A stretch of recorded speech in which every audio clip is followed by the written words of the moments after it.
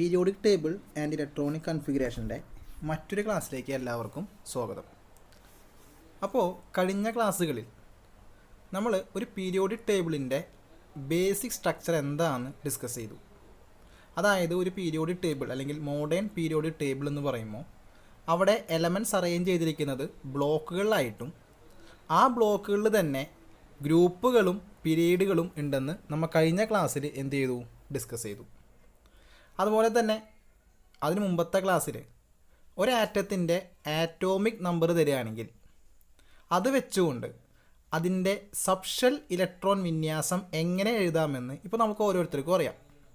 ഇപ്പോൾ നിങ്ങളോട് ജസ്റ്റ് ഒരു ആറ്റത്തിൻ്റെ ആറ്റോമിക് നമ്പർ പറയുകയാണെങ്കിൽ ആ ആറ്റോമിക് നമ്പർ വെച്ചുകൊണ്ട് തന്നെ നിങ്ങൾ എന്ത് എഴുതും, അതിൻ്റെ സബ്ഷെൽ ഇലക്ട്രോൺ വിന്യാസം എഴുതും. ഈ പറഞ്ഞ രണ്ട് കാര്യങ്ങളും കൂടി കമ്പൈൻ ചെയ്തുകൊണ്ട് അതിൻ്റെ കുറച്ച് ആപ്ലിക്കേഷൻ ലെവൽ ക്വസ്റ്റ്യൻസ് ആണ് ഇന്നത്തെ ക്ലാസ്സിൽ നമ്മൾ എന്ത് ചെയ്യാൻ പോകുന്നത്, ഡിസ്കസ് ചെയ്യാൻ പോകുന്നത്. എക്സാമിന് ഇടയ്ക്കിടയ്ക്ക് ചോദിക്കാറുള്ള ക്വസ്റ്റ്യൻസ് ആണ് നമ്മൾ ഇന്നത്തെ ക്ലാസ്സിൽ ഡിസ്കസ് ചെയ്യാൻ പോകുന്നത്. ഒരു ആറ്റത്തിൻ്റെ ആറ്റോമിക് നമ്പർ തന്നു കഴിഞ്ഞാൽ ആ ആറ്റോമിക് നമ്പർ വെച്ചുകൊണ്ട് ആ ആറ്റത്തിൻ്റെ ബ്ലോക്ക്, ഗ്രൂപ്പ്, പീരീഡ് എങ്ങനെ കണ്ടെത്താം, ഇതാണ് നമ്മുടെ ഇന്നത്തെ ക്ലാസ്സിൻ്റെ ടോപ്പിക് എന്ന് പറയുന്നത്. മനസ്സിലായിട്ടുണ്ടാവുമെന്ന് വിചാരിക്കുന്നു. അതായത് ഒരു ആറ്റോമിക് നമ്പർ തരികയാണെങ്കിൽ ഏതെങ്കിലും ഒരു ആറ്റത്തിൻ്റെ, ഞാൻ നിങ്ങളോട് പറയുകയാണ് എ എന്ന് പറഞ്ഞൊരു ആറ്റം, അതിൻ്റെ ആറ്റോമിക് നമ്പർ എത്രയാണ്, 14 15 ആണെന്ന് പറയുകയാണ്. എൻ്റെ ക്വസ്റ്റ്യൻ ഇതായിരിക്കും, ആ ആറ്റത്തിൻ്റെ ബ്ലോക്ക്, ഗ്രൂപ്പ്, പീരീഡ് എന്താണ്. ഞാൻ കുറച്ചും കൂടി ഡീറ്റെയിൽ ആയിട്ട് പറയുകയാണെങ്കിൽ, കുറച്ചും കൂടി എളുപ്പമായിട്ട് പറയുകയാണെങ്കിൽ, ഈ ബ്ലോക്ക്, ഗ്രൂപ്പ്, പീരീഡ് എന്ന് പറയുമ്പോൾ നമ്മൾക്ക് മനുഷ്യന്മാർക്ക്, നമ്മൾ വ്യക്തികൾക്ക് അഡ്രസ്സ് ഉള്ള പോലെ തന്നെ ഒരു ആറ്റത്തിൻ്റെ അഡ്രസ്സാണ് എന്തെന്ന് പറയുന്നത്, ബ്ലോക്ക്, ഗ്രൂപ്പ്, പീരീഡ് എന്ന് പറയുന്നത്. ഏത് ബ്ലോക്കിൽ, എത്രാമത്തെ ഗ്രൂപ്പിൽ, ഏത് പീരീഡിലാണ് ആ ആറ്റം സ്ഥിതി ചെയ്യുന്നത് എന്നതാണ് നമ്മൾ ഇവിടെ കണ്ടെത്താൻ പോകുന്നത്, ഇന്നത്തെ ക്ലാസ്സിൽ കണ്ടെത്താൻ പോകുന്നത്. വളരെ എളുപ്പമുള്ള കാര്യമാണ്. അപ്പോൾ ആദ്യം നമ്മൾ ചെയ്യാൻ പോകുന്നത് ഒരു ആറ്റത്തിൻ്റെ ബ്ലോക്ക് എങ്ങനെ കണ്ടെത്താം. അത് എസ് ബ്ലോക്കിലാണോ, അത് പി ബ്ലോക്കിലാണോ, അത് ഡി ബ്ലോക്കിലാണോ, അതല്ലാതെ എഫ് ബ്ലോക്കിലാണോ, എങ്ങനെയാണ് ബ്ലോക്ക് കണ്ടെത്തുന്നത്. അപ്പോൾ നിങ്ങൾക്ക് സ്ക്രീനിൽ കാണാൻ പറ്റും, ഒരു ആറ്റത്തിൻ്റെ സബ്ഷെൽ ഇലക്ട്രോൺ വിന്യാസം എഴുതുമ്പോൾ അവസാനത്തെ ഇലക്ട്രോൺ എസ് സബ്ഷെല്ലിലാണ് വരുന്നതെങ്കിൽ, നിങ്ങൾ വിന്യാസം എഴുതി പോകുന്നു, ഇലക്ട്രോണിക് കൺഫിഗറേഷൻ എഴുതി പോകുന്നു, അവസാനത്തെ ഇലക്ട്രോൺ ഫില്ലാവുന്നത് ഏത് സബ്ഷെല്ലിലാണെങ്കിൽ, എസ് സബ്ഷെല്ലിലാണെങ്കിൽ അത് ഏത് ബ്ലോക്കായിരിക്കും, എസ് ബ്ലോക്കായിരിക്കും. ഇനി ലാസ്റ്റ് ഇലക്ട്രോൺ വരുന്നത് പി സബ്ഷെല്ലിലാണെങ്കിൽ അതേത് ബ്ലോക്കായിരിക്കും, പി ബ്ലോക്കായിരിക്കും. അതുപോലെ ഡി സബ്ഷെല്ലിലാണെങ്കിൽ ഡി ബ്ലോക്കായിരിക്കും. ലാസ്റ്റ് ഇലക്ട്രോൺ വരുന്നത് എഫ് സബ്ഷെല്ലിലാണെങ്കിൽ അത് ഏതിലായിരിക്കും, എഫ് ബ്ലോക്കിലായിരിക്കും. അപ്പോൾ ബ്ലോക്ക് കണ്ടെത്താൻ നമ്മൾ ശ്രദ്ധിക്കേണ്ട കാര്യം, ഇലക്ട്രോൺ വിന്യാസം, സബ്ഷെൽ ഇലക്ട്രോൺ വിന്യാസം, ഇലക്ട്രോണിക് കൺഫിഗറേഷൻ എഴുതുമ്പോൾ അവസാനത്തെ ഇലക്ട്രോൺ ഏത് സബ്ഷെല്ലിലാണ് ഫില്ലാവുന്നത് അത് കണ്ടെത്തിക്കഴിഞ്ഞാൽ നമുക്ക് എന്ത് പറയാൻ പറ്റും, ആ എലമെൻറ്റ് ഏത് ബ്ലോക്കിലാണ് വരുന്നതെന്ന് കണ്ടെത്താൻ പറ്റും. ഓക്കെ, അപ്പോൾ അത് മനസ്സിലാകുന്നതിന് വേണ്ടിയിട്ടുള്ള രണ്ട് എക്സാമ്പിളുകൾ നമുക്ക് സ്ക്രീനിൽ കാണാം. ഒരു ആറ്റത്തിൻ്റെ ആറ്റോമിക് നമ്പർ 17 ആണ്, ഏതാണ് ബ്ലോക്ക് എന്നാണ് ചോദിച്ചിരിക്കുന്നത്. നമ്മളതിൻ്റെ സബ്ഷെൽ ഇലക്ട്രോൺ കൺഫിഗറേഷൻ എഴുതി, 1s2 2s2 2p6 3s2 3p5. നമുക്കറിയാം അവസാനത്തെ ഇലക്ട്രോൺ വന്നിരിക്കുന്നത് 3p അല്ലെങ്കിൽ പി സബ്ഷെല്ലിലാണ്. അതുകൊണ്ട് തന്നെ അതിൻ്റെ ബ്ലോക്ക് ഏതായിരിക്കും, പി ആയിരിക്കും. അടുത്തത് കാണാം, ആറ്റോമിക് നമ്പർ 26 ആണ്. അതിൻ്റെ configuration 1s2 2s2 2p6 3s2 3p6 3d6 4s2. നമുക്കറിയാം ഡി ബ്ലോക്ക് എലമെൻസിൻ്റെ എഴുതുന്ന സമയത്ത് 4s കഴിഞ്ഞിട്ടാണ് എന്ത് ഫില്ലാവുന്നത്, 3d ഫില്ലാവുന്നത്. പക്ഷേ സബ്ഷെൽ എഴുതുമ്പോൾ 3d ആദ്യം എഴുതുമെന്ന് മാത്രമേ ഉള്ളൂ. അതായത് ലാസ്റ്റ് ഇലക്ട്രോൺ വന്നിരിക്കുന്നത് എവിടെയാണ്, 3dയിലാണ് അല്ലെങ്കിൽ ഡി സബ്ഷെല്ലിലാണ്. അതുകൊണ്ട് ഈ എലമെൻറ്റിൻ്റെ ബ്ലോക്ക് എന്ന് പറയുന്നത് ഏതായിരിക്കും, ഡി ബ്ലോക്ക് ആയിരിക്കും. അപ്പോൾ നിങ്ങൾക്ക് മനസ്സിലായിട്ടുണ്ടാവുമെന്ന് വിചാരിക്കുന്നു എങ്ങനെയാണ് ആറ്റോമിക് നമ്പർ തന്നു കഴിഞ്ഞാൽ ബ്ലോക്ക് കണ്ടെത്താം എന്നിപ്പോൾ എല്ലാവർക്കും ക്ലിയർ ആയിട്ടുണ്ടാവും എന്ന് വിചാരിക്കുന്നു. അപ്പോൾ അടുത്ത ക്വസ്റ്റ്യനിലേക്ക് പോവുകയാണ്. അടുത്ത ക്വസ്റ്റ്യൻ അല്ല, അടുത്ത ടാസ്ക് എന്ന് പറയുന്നത് ഈ ആറ്റോമിക് നമ്പറിൽ നിന്നും എങ്ങനെ ഗ്രൂപ്പ് കണ്ടെത്താം. വളരെ എളുപ്പമാണ്, 3 ഇക്വേഷനെ പഠിക്കാനുള്ളൂ. അതിന് മുമ്പേ ഒന്ന് പറയട്ടെ, ഗ്രൂപ്പ് കണ്ടെത്തുമ്പോൾ നമ്മൾ എപ്പോഴും ശ്രദ്ധിക്കേണ്ട കാര്യം, ഏറ്റവും പുറത്തെ സബ്ഷെല്ലിൽ അല്ലെങ്കിൽ ഔട്ടർ മോസ്റ്റ് സബ്ഷെല്ലിൽ എത്ര ഇലക്ട്രോൺ ഉണ്ട്, അതേതും ആയിക്കോട്ടെ, ഔട്ടർ മോസ്റ്റ് സബ്ഷെല്ലിൽ എത്ര ഇലക്ട്രോൺ ഉണ്ട് എന്ന കാര്യം നല്ല രീതിയിൽ ശ്രദ്ധിച്ചാൽ മാത്രമേ എന്ത് കണ്ടെത്താൻ പറ്റുള്ളൂ, ഗ്രൂപ്പ് കണ്ടെത്താൻ പറ്റുള്ളൂ. കാരണം ഗ്രൂപ്പ് കണ്ടെത്തേണ്ട എല്ലാ ഇക്വേഷൻസും എന്തിനെ ഡിപ്പെൻഡ് ചെയ്തിരിക്കുന്നു, ഔട്ടർ മോസ്റ്റ് സബ്ഷെല്ലിലെ ഇലക്ട്രോണിനെ ഡിപ്പെൻഡ് ചെയ്തിരിക്കുന്നു. ഒരു എക്സാമ്പിൾ എസ് ബ്ലോക്ക് ആണെങ്കിൽ, ഇപ്പോൾ നമ്മൾ ബ്ലോക്ക് കണ്ടെത്തി, എസ് ബ്ലോക്ക് ആണെന്ന് മനസ്സിലായി. ഇനി നമുക്ക് എന്ത് കണ്ടെത്തണം, ഗ്രൂപ്പ് കണ്ടെത്തണം.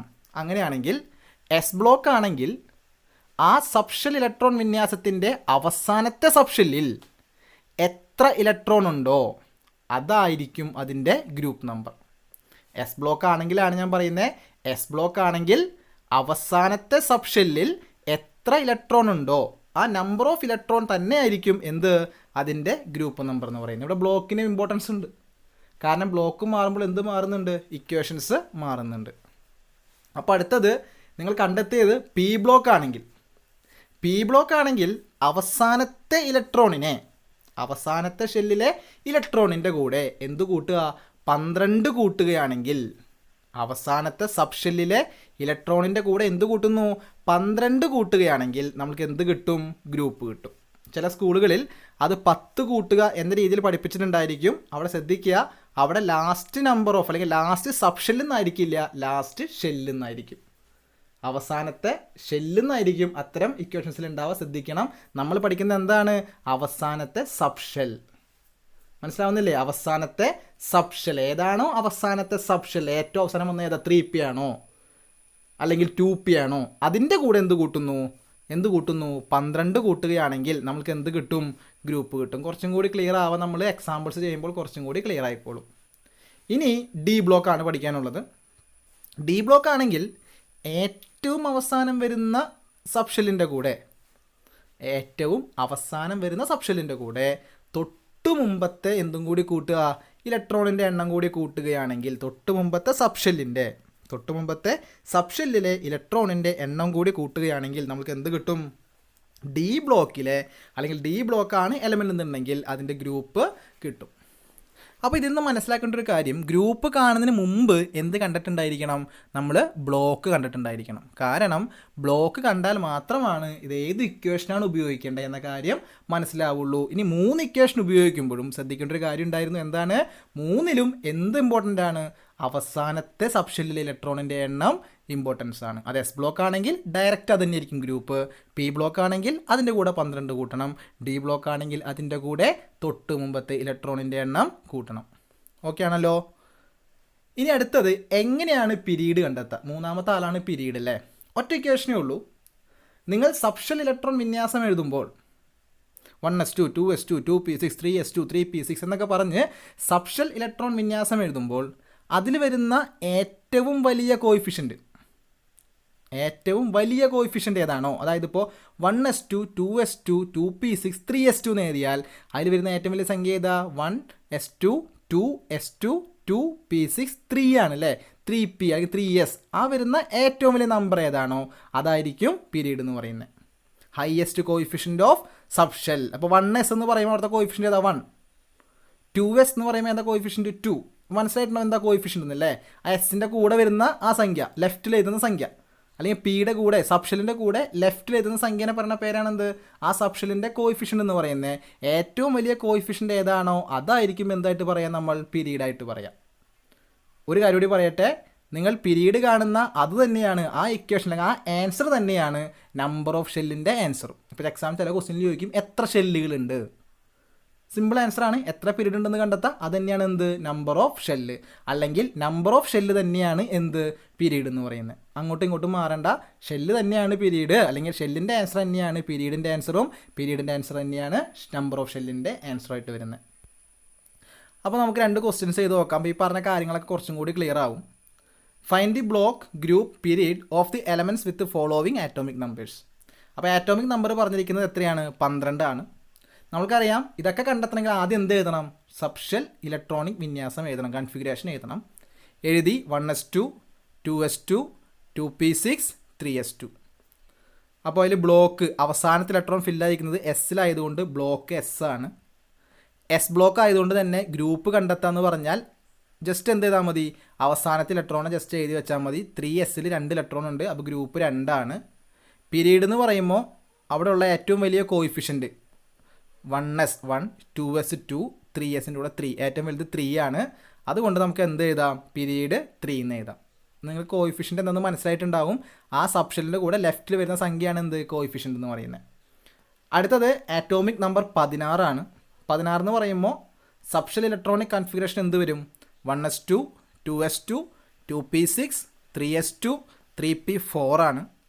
അവസാനത്തെ ഇലക്ട്രോൺ വന്നത് പിയിലായതുകൊണ്ട് ബ്ലോക്ക് എന്തായിരിക്കും? പി ആയിരിക്കും. ഗ്രൂപ്പ് കാണാൻ പി ആയതുകൊണ്ട് എന്താ ചെയ്യേണ്ടത്? അവസാനത്തെ 4 എടുത്ത് എഴുതിയാൽ പോരാ, അതിൻ്റെ കൂടെ എന്ത് കൂട്ടണം? 12 കൂട്ടണം. അപ്പോൾ 4 + 12 എത്രാമത്തെ ഗ്രൂപ്പാണ്? 16ാമത്തെ ഗ്രൂപ്പാണ്. ഇനി പീരീഡ് എന്ന് പറയുന്നത് അവിടുത്തെ ഏറ്റവും വലിയ സംഖ്യ കോയിഫിഷ്യൻ്റ് എന്ന് പറയുന്നത് ഏതാണ്? 3 തന്നെയാണ്. അതുകൊണ്ട് പീരീഡ് എന്ത് തന്നെയാണ്? 3 ആണ്. അപ്പോൾ ഇത്രയും കാര്യങ്ങളാണ് നമ്മൾ ഇന്നത്തെ ക്ലാസ്സിൽ ഡിസ്കസ് ചെയ്യുന്നുള്ളൂ. എന്ത്? ഒരു ആറ്റോമിക് നമ്പർ തരികയാണെങ്കിൽ ആ ആറ്റത്തിൻ്റെ പൊസിഷൻ കറക്റ്റായിട്ട് കണ്ടെത്തുക. എവിടെ? പീരിയോഡിക് ടേബിളിൽ. ഏത് ബ്ലോക്കിൽ, ഏത് ഗ്രൂപ്പിൽ, ഏത് പീരീഡിൽ വരുന്നു. വളരെ എളുപ്പമുള്ള കാര്യമാണ്. അന്ന് അതുപോലെ തന്നെ എന്തുമാണ്? വളരെ ഇമ്പോർട്ടൻറ്റുമാണ്. ഓക്കെ. അപ്പോൾ അടുത്ത ക്ലാസ്സിൽ നമുക്ക് എന്ത് ചെയ്യാം? ഇതിനെക്കുറിച്ചുള്ള കൂടുതൽ ക്വസ്റ്റ്യൻസ് സോൾവ് ചെയ്യാം. ഇന്നത്തെ ക്ലാസ്സിൽ പറഞ്ഞ കാര്യങ്ങൾ നല്ല രീതിക്ക് പഠിക്കുക.